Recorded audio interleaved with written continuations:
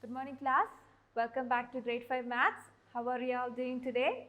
So today let's learn how we can divide fractions. Let's have a look at this question given here. This is a question from your textbook.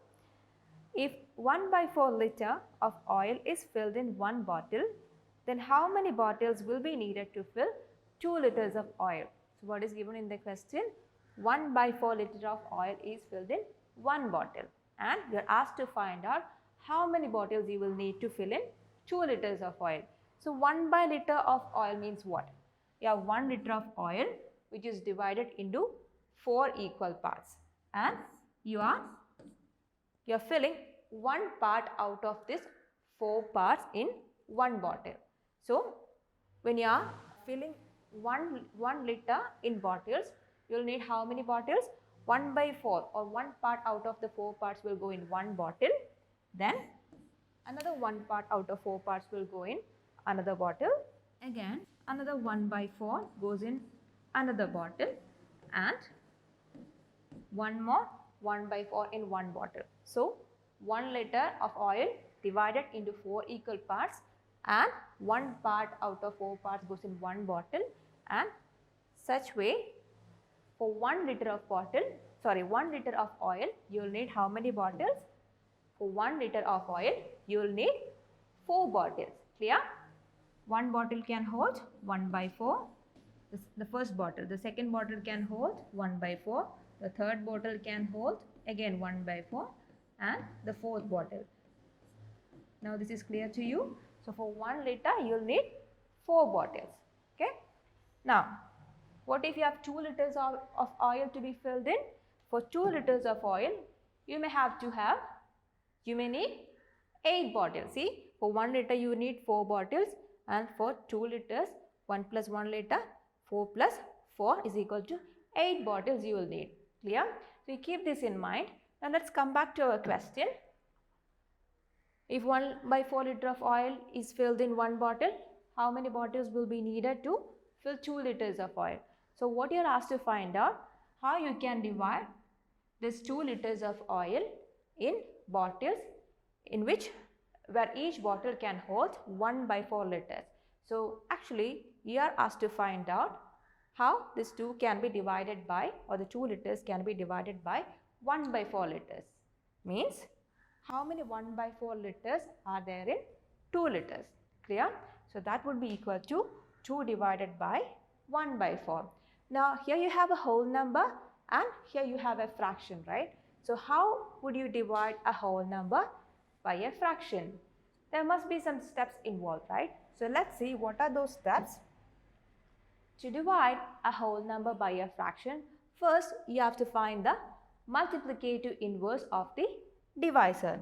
So here you have the dividend and here you have the divisor. So the first step is to find out the multiplicative inverse of the divisor. So we have learned what is multiplicative inverse. What is it? Multiplicative inverse of a given number is that number which should be multiplied to the given number to get a product, or to give a product is equal to 1. Clear? So first step is to find the multiplicative inverse of the divisor, and once you have found out that, you have to multiply the dividend with the multiplicative inverse of the divisor. Then when you get the product, you have to reduce that to the lowest form. Let's come back to our question. Your question was 2 divided by 1 by 4. So we have the dividend, the 2, and the divisor is 1 by 4. The first step is to find out the multiplicative inverse of the divisor. The multiplicative inverse of the divisor is equal to, see, we have learned the multiplicative inverse of a fraction a by b will be equal to b by a. Just swap the numerator and the denominator. So here you have the numerator and you have the denominator here. The multiplicative inverse of 1 by 4 is equal to 4 by 1. So that we have here. Now what is the next step? The next step is to multiply the dividend with the multiplicative inverse of the divisor.